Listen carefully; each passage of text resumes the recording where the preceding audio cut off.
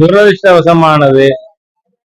எப்பொழுதுமே ஒரு கூட்டம் நடத்துறோம்னா நீங்க பாத்திருக்கீங்க, மதுரையில ஹிந்து முன்னணியோட மாநாடு 5 லட்சம் பேர் கலந்து கொண்ட மாநாடு.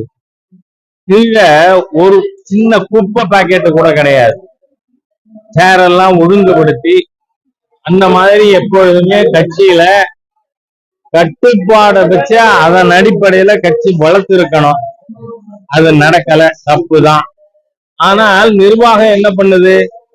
காவல்துறை என்ன பண்ணி இருக்கு? ஒரு கூட்டம் நடக்குதுன்னா அதுக்கு தகுந்த அளவுக்கு போலீஸ் பாதுகாப்பு அரேஞ்ச்மெண்ட்ஸ் இருந்திருக்கணும். அங்க யாரும் இருந்ததா தெரியல. மேலும் மாண்புமிகு மத்திய உள்துறை அமைச்சர் திரு அமித்ஷா அவர்கள் இது எப்படி நடந்தது, காரணம் என்ன என்பது பற்றி மாநிலம் மத்திய உள்துறை அமைச்சகத்திற்கு ஒரு அறிக்கை சமர்ப்பிக்க வேண்டும்னு கேட்டிருக்கார். மாநில அரசாங்கமும் ஒரு ஜுடிஷியல் என்கொயரி ஆர்டர் பண்ணியிருக்காங்க. இதுல கவனிக்க வேண்டியது, ஒரே இடத்துல பல பிணங்கள் இருக்கிற மாதிரி ஊடகங்கள்ல படம் வந்திருக்கு. அப்போ அவ்வளவு பேரை ஏறி மிதிச்சு கொன்னது யார்? ஏதாவது அவுட் சைடு ஏஜென்சியா, சதியா, இல்ல இயல்பா நடந்த விபத்தா என்பது குறித்து மாநில அரசும் அதன் அறிக்கையில குறிப்பிடணும். ஜுடிஷியல் கமிஷன் குறிப்பா இது பற்றி விசாரிக்க வேண்டும் அப்படின்னு கேட்டுக்கிறேன்.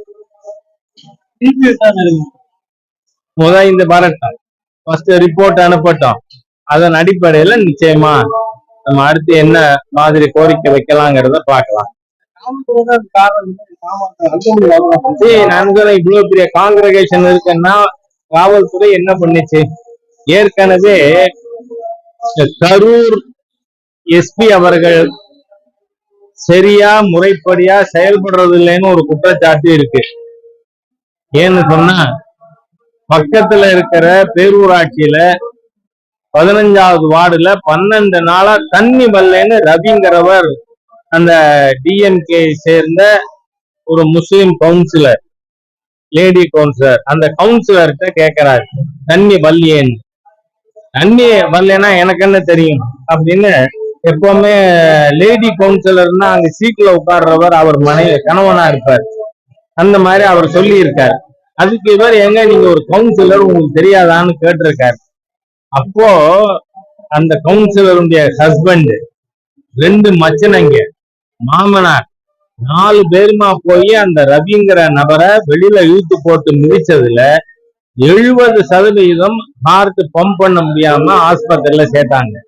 ஆஸ்பத்திரியில காப்பாற்ற முடியாதுன்னு வீட்டுக்கு அனுப்பிட்டாங்க. ஆனால் நான் போன் பண்ணி இது சம்பந்தமா ஏன் இன்னும் எஃப்ஐஆர் போடலன்னு கேட்கிற வர எஸ்பி எஃப்ஐஆரே போடலையே. ஒரு சம்பவம் நடந்திருக்கு, கலெக்டர் அறிக்கை அனுப்பியிருக்காரு, அவருக்கு ரிப்போர்ட் கொடுக்கணும்னு. அப்ப எஸ்பி ஏன் எஃப்ஐஆர் ரிஜிஸ்டர் பண்ணல? அதனால கரூர் காவல்துறை திராவிட முன்னேற்ற கழகத்தின் நிறைவேற்றி கட்டாத திமுக காரரா செயல்பட்டு கொண்டிருக்குங்கிறது தெளிவா தெரியுது. அதனால அதுவும் ஒரு காரணமாங்கிறத இந்த ஜுடிஷியல் கமிஷன் சொல்லலாம்.